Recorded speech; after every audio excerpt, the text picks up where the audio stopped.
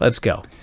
WCW Monday Nitro number 180, February 22nd, 1999. So, show opens with picks from Super Brawl. It was the night before. It was the night before. The Lady in Red, as Tony Schiavone called her, yes, came out and slapped Ric Flair. Then he said, "We have seen her so often on this program." Liar. It's been 3 weeks. He never saw her. You're right. Yeah. Well, hold on. Okay, so they did a 180 this week. Now the announcers can see everything. Are you familiar with the term retconning? So maybe the idea was, Tony went home and he watched Nitro last couple of weeks. Nobody else did. So now he knows what's going on. Right? He DVR'd it. I guess. Or he VCR'd it, as we called it back then. He taped it. Yeah. So anyway, that's the least of our problems. She came out, she slapped Ric Flair, and then David Flair came out in a mask, and it's David Flair, and he tased his dad, and Hogan won. So we didn't mention this, because we were so angry about how terrible Nitro was last week.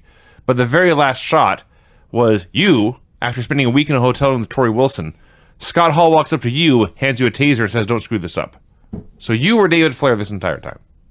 I must have totally missed that. It was like 4 seconds, but it happened at the very end. Mm-hmm. I have noticed that my Apple TV will sometimes cut the show off a little bit early, so I think I missed Scott Hall. Yeah. But anyway, I got to give him credit. A lot of times there will be these recaps of what happened at the pay-per-view, and you watch them, and you're like, I have no fucking idea what happened at the pay-per-view. These are the most useless clips of all time. Yes. I watch all these clips. I know exactly what happened at the pay-per-view. That's they actually true. did a very good job recapping the pay-per-view for once. Because you usually have more questions. Yeah, I didn't have any questions here. We had clips of Ricky Rackman hosting a Nitro party. This guy. There's one good thing about this. The Nitro Girls.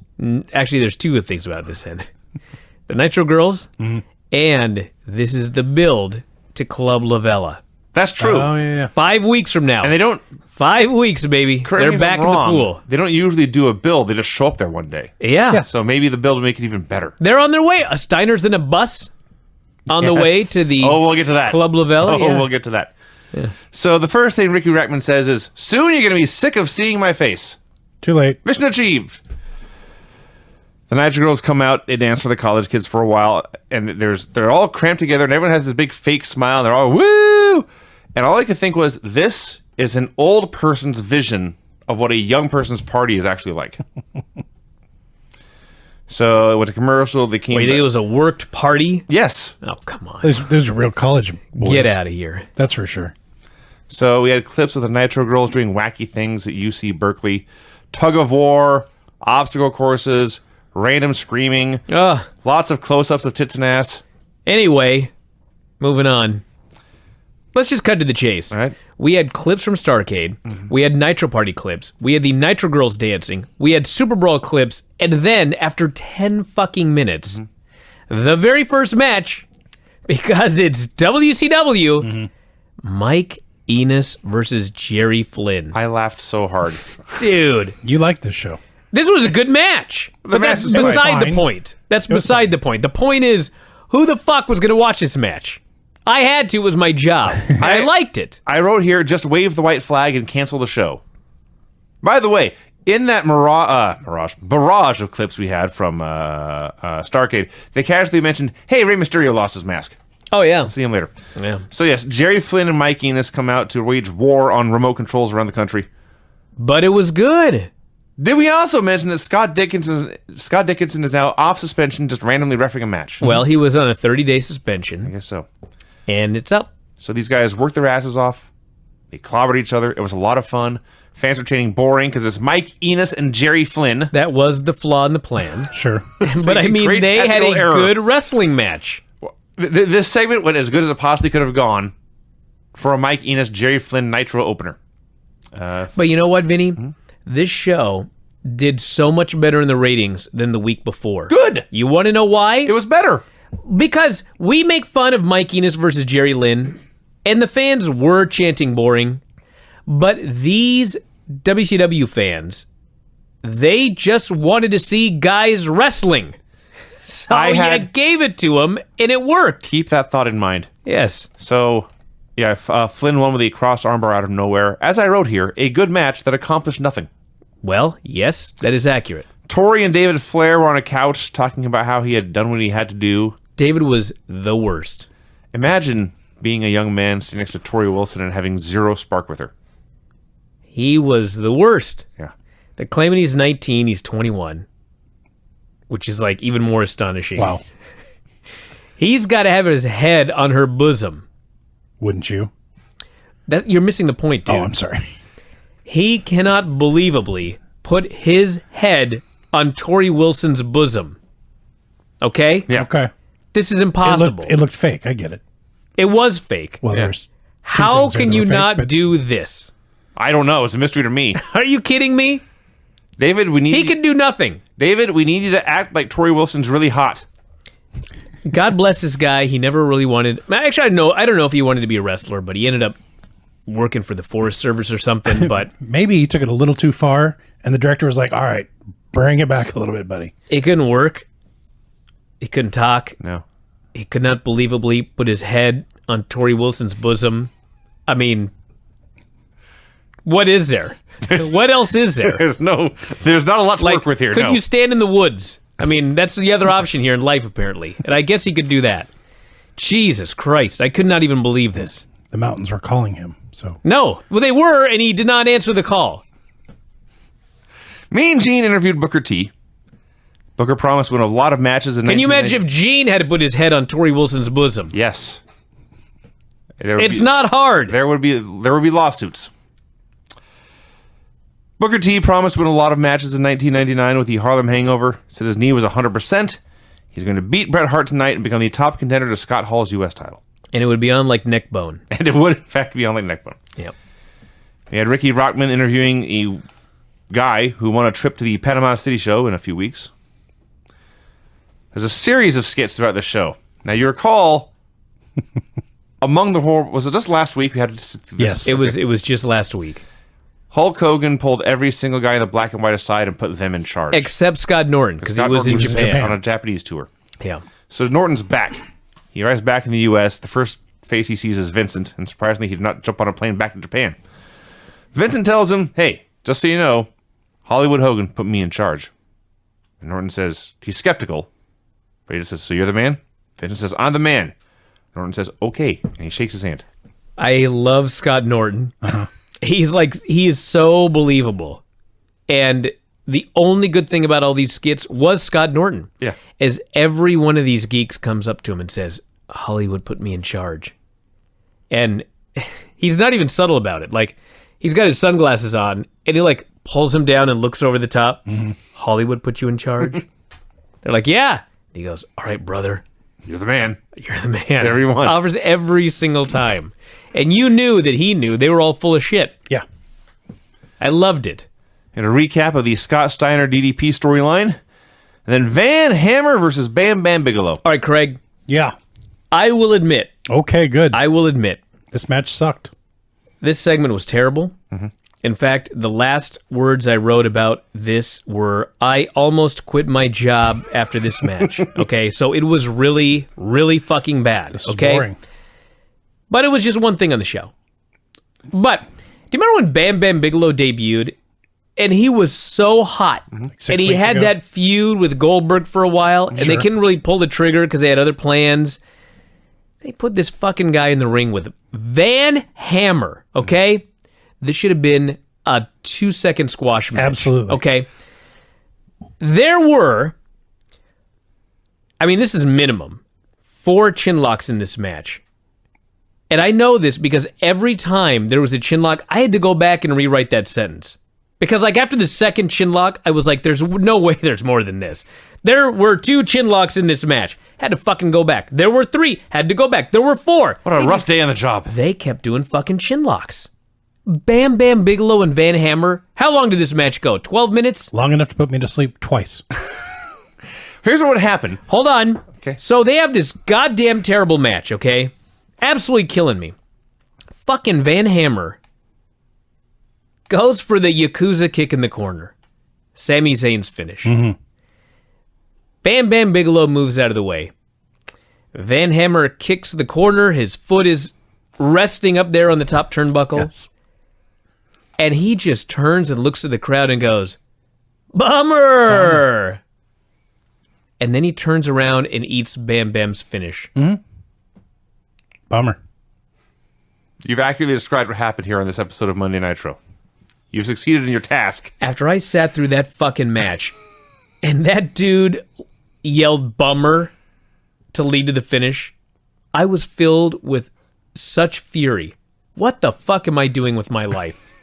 That guy didn't give two shits about this fucking match, and he still had to go 15 minutes and waste 15 minutes of my life that I'm not going to get back someday. I'm going to be on my deathbed. I could add 15 more minutes, but this fucking match drained 15 minutes out of my life, and that fucker didn't even care. Bummer. So anyway, this sucked. I don't disagree with anything you've said. I hope not. But I will say this.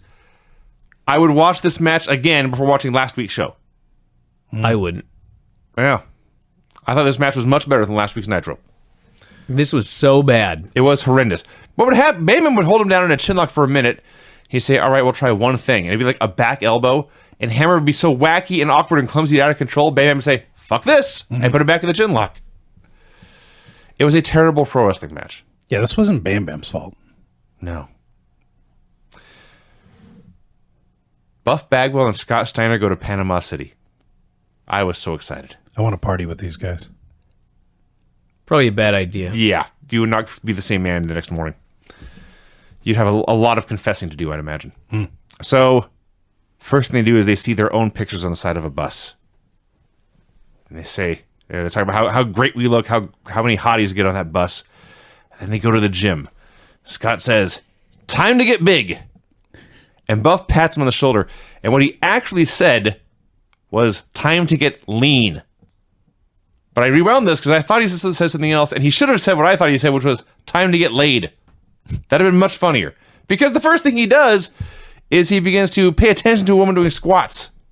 Offers a spot for her. Things are going great. So they work out a lot, talk about how great they look. And then the woman who's doing squats gives them a card. Says, I'd love to see you guys later. So they're excited. They're going to have a one workout during the day and one workout at night, Scott says. So later that night, they go to the address she gave them. It goes to a gay bar. I did like that there's a girl doing squats. She appears to be stuck. Bagwell goes to help. Later she comes by, she gives him a card.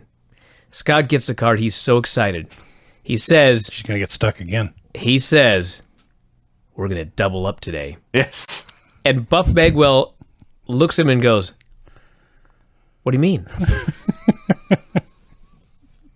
Yeah.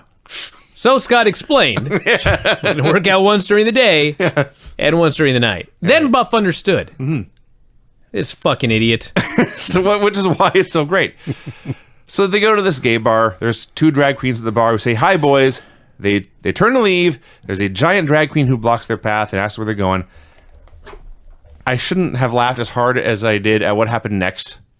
But Scott turns to Buff and says calmly and rationally, I'm going to kill him.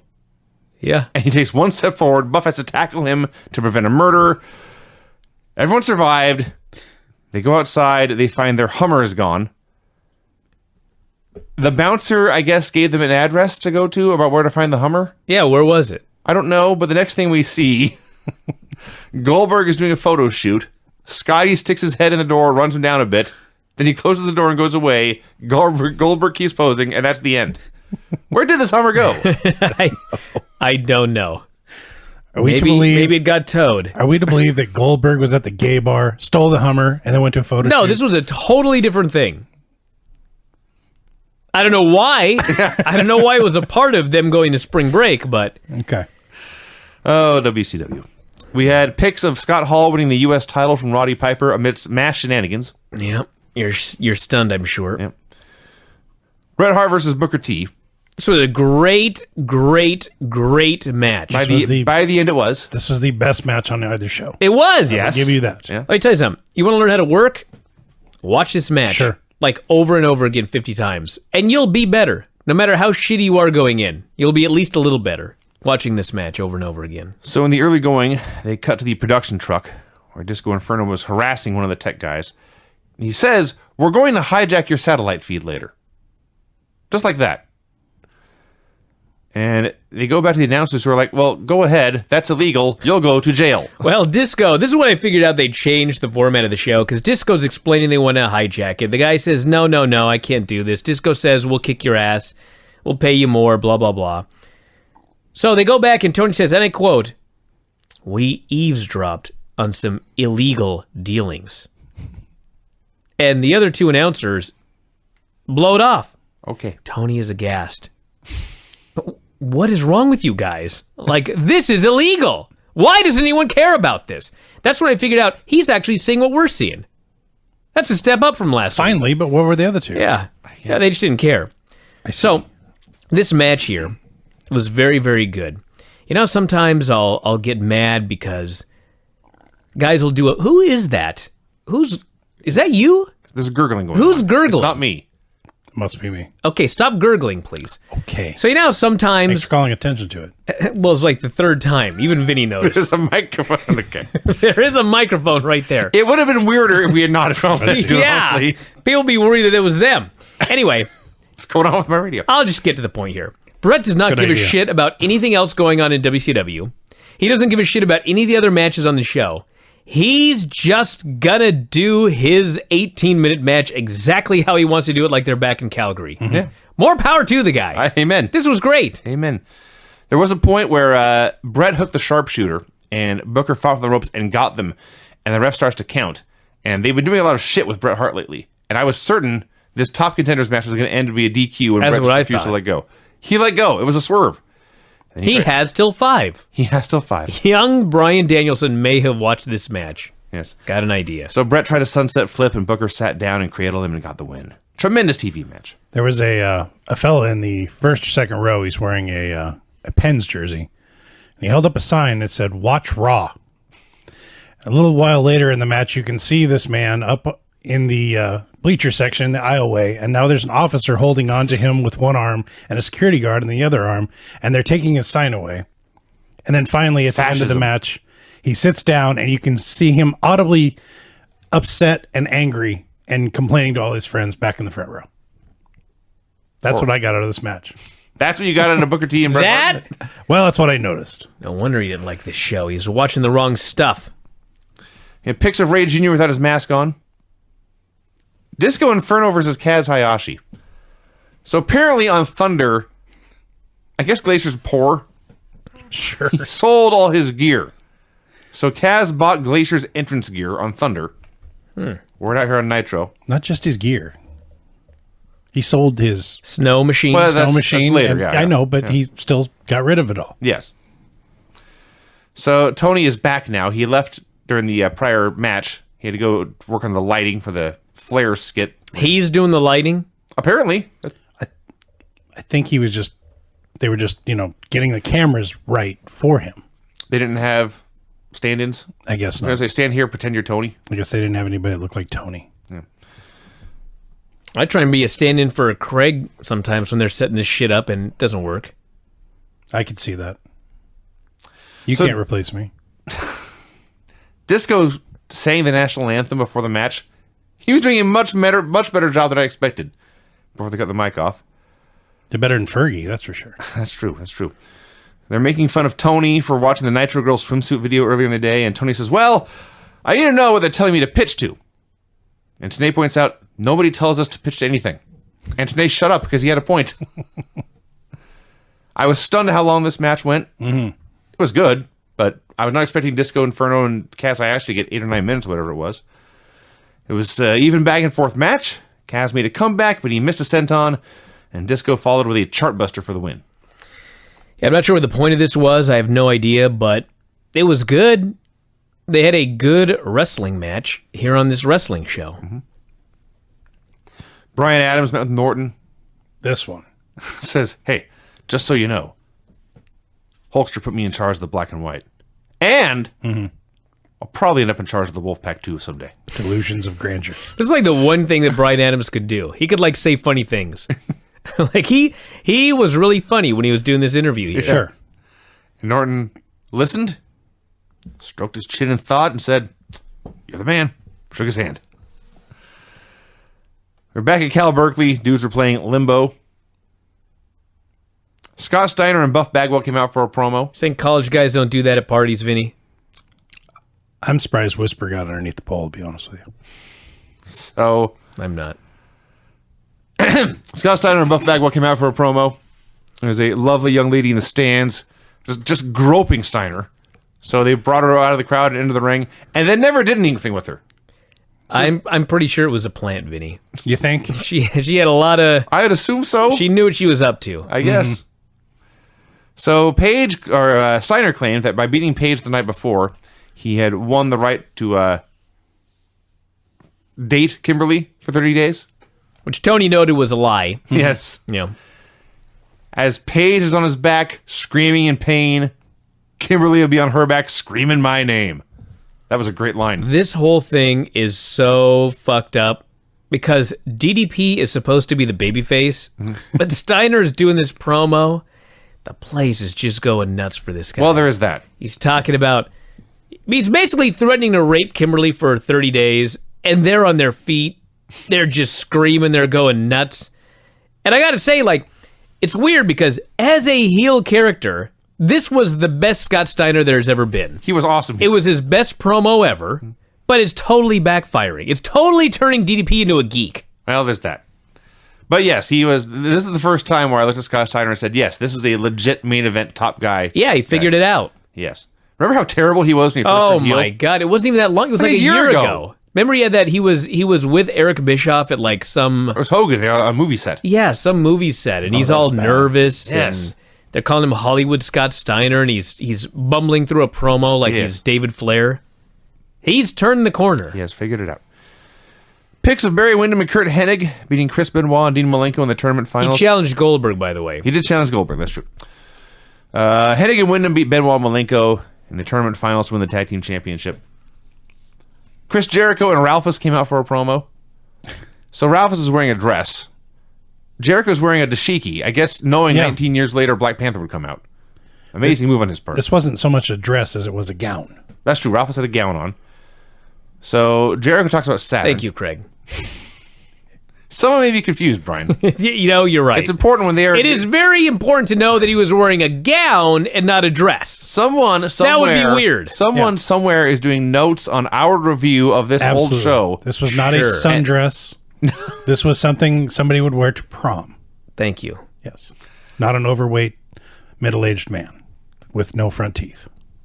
So Jarrett says Saturn's a pervert, calls him gay, calls him clinger. Then he demands Saturn stop wearing a dress. Wasn't he the one who insisted that this But Vinny, this makes sense. Okay. Because he wanted him to wear the dress to humiliate him. Right. Okay. But Saturn loved it. This made Jericho mad. His plan backfired. Yes. I see. He's not happy with this guy being happy wearing a dress. He wants him to be sad. This is the same argument we had a while back where Pillman was in a dress, but then the Headbangers had a match next. Yeah, one wanted to be in a dress and one didn't. Chris Jericho versus Hugh Morris. Or a gown. I think I'd rather have a gown. Now I can't unsee that. What the fuck difference would it make, dude? So Scott Dickinson, they took him off suspension. Not only did he just go back to refereeing, he refereed Saturn's match at the pay-per-view. This clown show company. So then, and by the way, they're talking about this. Dickinson apparently called the match clean down the line, but Saturn attacked him and laid him out anyway. WCW sucked. It's important to note.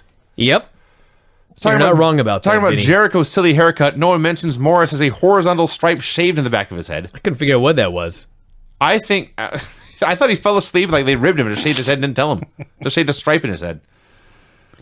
So they're doing this match. It's a pretty decent match, and then like 200 things happen at the end. I refuse to write them all down. Saturn comes down, and he rips Ralphus's gown. Because Saturn was wearing a skirt. Which, by the way, Ralphus under the gown is wearing like this giant pair of boxers, but somehow it's more embarrassing for him to be in his boxers than to be in a gown. Understood. So he's all embarrassed. Yeah? The referee goes after Ralphus. Why? I don't know. He's like, put the gown back on, dude. You're in your underwear here. Sure.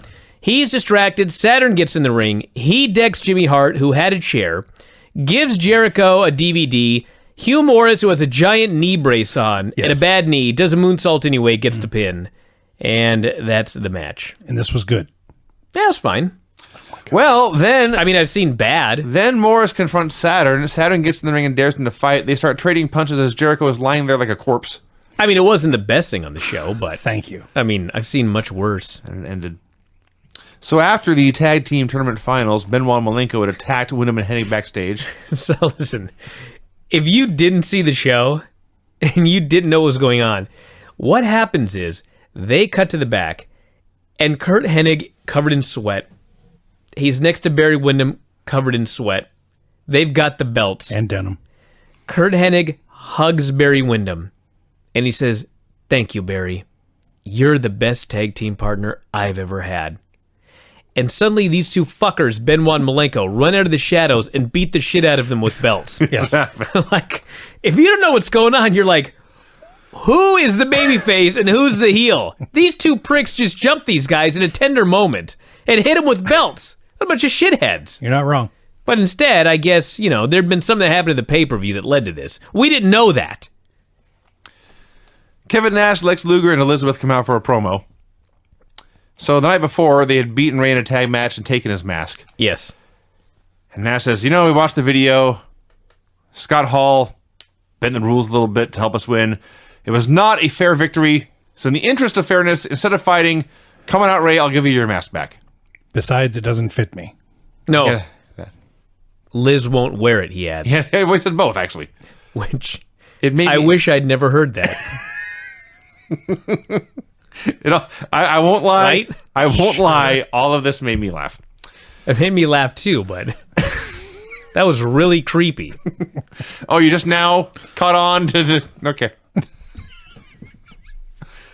You wanted Liz Yeah. to wear Ray's mask? Well, yeah, it is Sure. creepier. What's going on here? I'm not sure.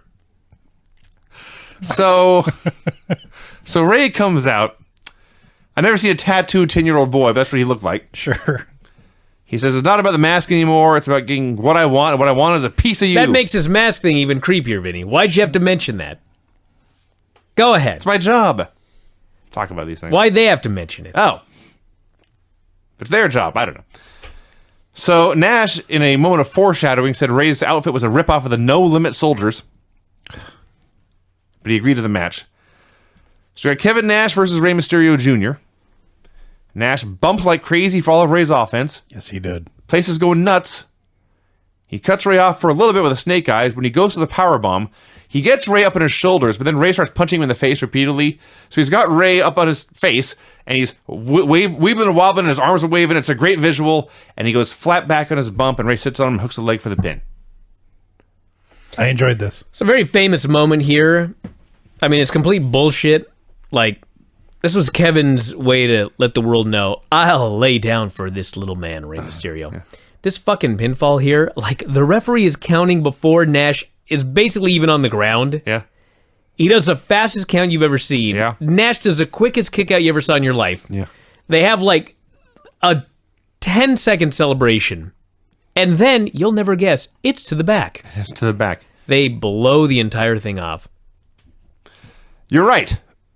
You're right. Bell to bell, this went as well as it possibly could have gone. Sure. Yeah. After the but bell, it was bullshit. it was a lot of bullshit going on. Yes. He did not put over Rey Mysterio Jr. He slipped on a goddamn banana peel. And then we went to Conan's music video. Conan had a rap video. Don't even tell me this wasn't good, Craig. Don't even tell me. My wife was in the room. I'm sorry they weren't playing Pearl Jam. This It was has awesome. Nothing to do with that. Am I wrong, The Vinny? line of the song, bow wow wow, yippee-oh, yippee-yay. Hey, that's original. Yeah? You gotta be kidding me. You ever listen to rap? He stole it from George Clinton, Brian. No shit, fucker. My wife said, he stole that from Snoop Dogg. I said, no, he stole that from George Clinton. So it's educational. So they're What are you so sampling upset in about? rap, you say? I never knew that before. Horace, Great video. Horace told Scott Norton that he's in charge of the black and white, and Norton said, all right. You didn't think that was a good You're the video, man. Vinny? Come on. That was better than his first one. No? I was neutral to the video. I did not hate it. I did not love it. It was a music video. Horace told Norton that he was in charge of the black and white. Norton said, okay, you're the man. Mean Gene brings out Wyndham and Hennig for a promo. What the fuck was this? Okay, this sucked. You're right about this. Yes. I don't even know what they were talking about. No. They said the Horsemen were good, but we're great. We have the belts to prove it. We've got a lot of challengers lined up, so the Horsemen won't automatically get a rematch. Whoop-de-doo. So Norton... I love this. Norton takes no bullshit. Every one of these fuckers came to him. Mm-hmm. They all claimed they were in charge. He said, all right, brother, he shook all their hands, and then he immediately went to Hulk Hogan, and he said, you know, all these shitheads have been calling and saying that you put them in charge. Yes. What's going on? Yes. Mm-hmm. And Hogan says, brother, we gave these bozos their chance. Bozos. Now we want you to take over. Ah, okay. And Yeah. Scott Norton bought it. Yeah. He's another bozo. Probably because, you know, he's a leader. Scott. Yeah. Like, if shit went down to the NWO and he demanded to be the leader, there ain't nothing these other shitheads Yeah. are going to do about Yes. it. Absolutely. Yes. Yeah. That's Do you true. think Virgil's going to challenge him? Funny you should mention that. Right. Okay. So Cat comes out. He's got Glazer's entrance, the music, the lasers, the snow. It takes a long time, of course. Then he demands the ring announcer call him the best looking man in sports.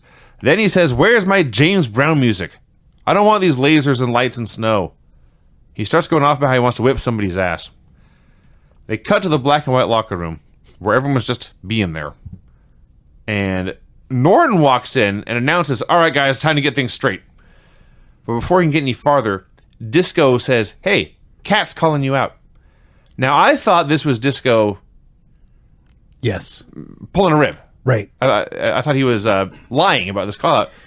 He was. That's the funniest part about it. Okay. He jumped the gun. Yeah. I see. Ernest Miller wasn't calling him out. Yet. And Disco goes, he's calling you out.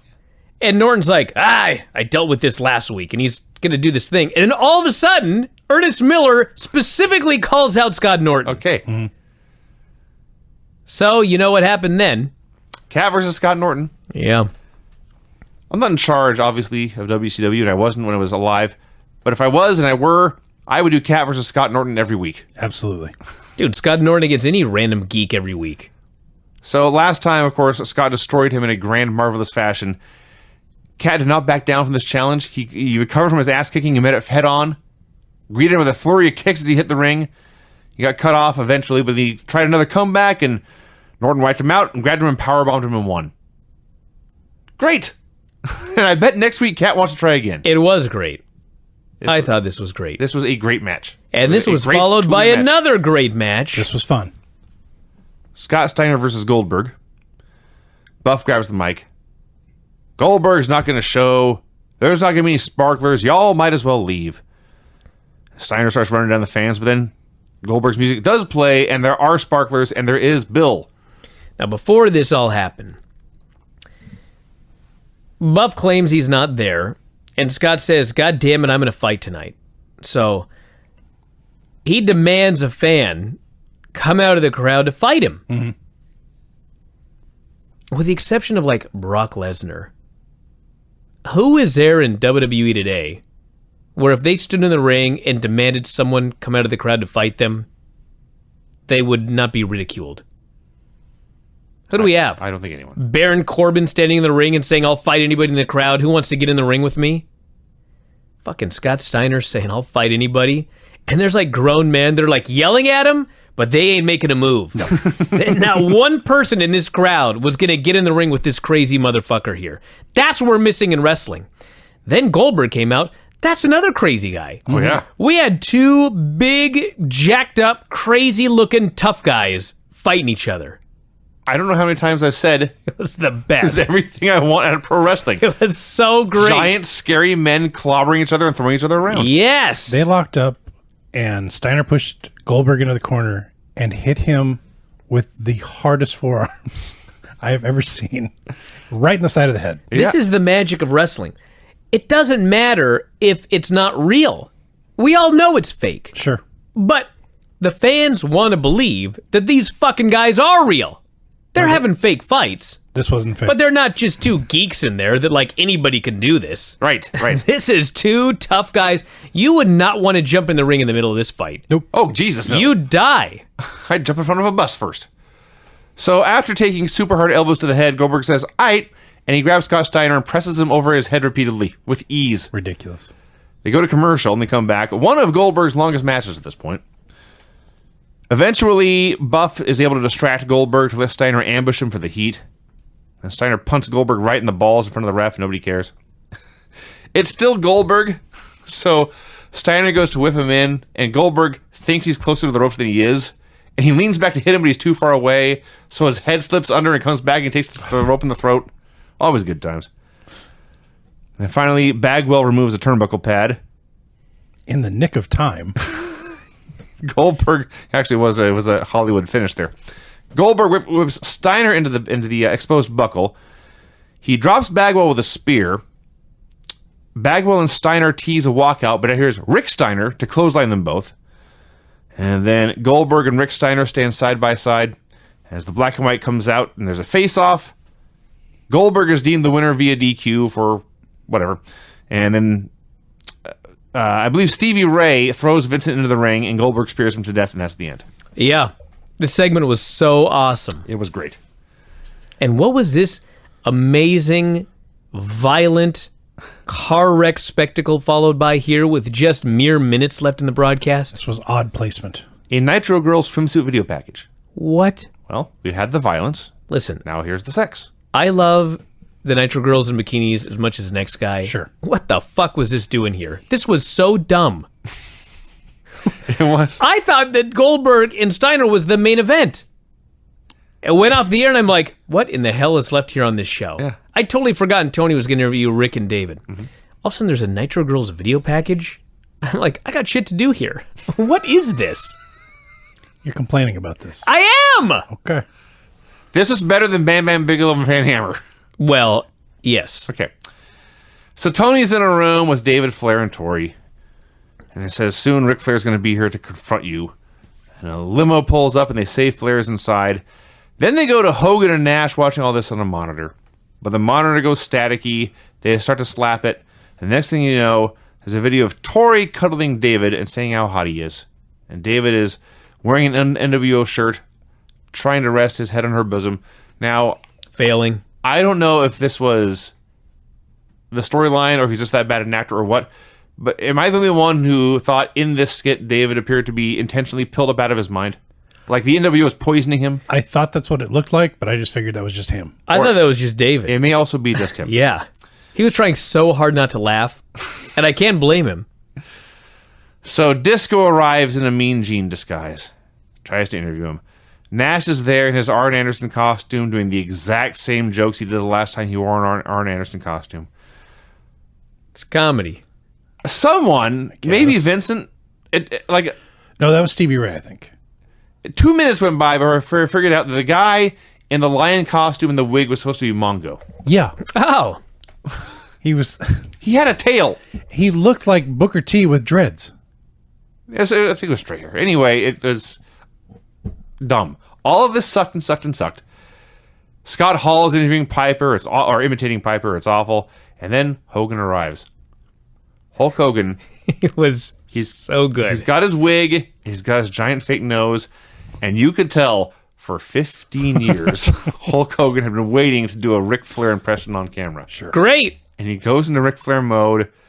And it's terrible and it's wonderful. It was so great because he is doing every single Ric Flair, like every Ric Flair catchphrase, which is funny because at the beginning he fucks it up, but then he tries to get it the second time, the kiss stealing, wheeling, dealing. He gets it, he hits it dead on. But in the middle of it, he makes sure he gets in a brother because he cannot help himself. He's tearing off his jacket, he's tearing off his pants, he's there in just his boxers, he's going around. He was so great. I loved it. Nash starts playing with toys and making horsey noises. That was not funny. I believe Hogan handcuffed himself to Tori. And then Hulk Hogan, Yeah, his young filly, he called her. Hulk Hogan made fun of Ric Flair for dating women young enough to be his own daughter. Yeah. Irony. This was just so good. This was 10,000 times better than the other one. I stand by that. Hogan was so good. This show was great. There were 2 bad things on the show. The rest of it was just awesome. I loved it. How did this company die? Anybody know? My music, please. Oh, Now, I won't lie, this is going to be very boring.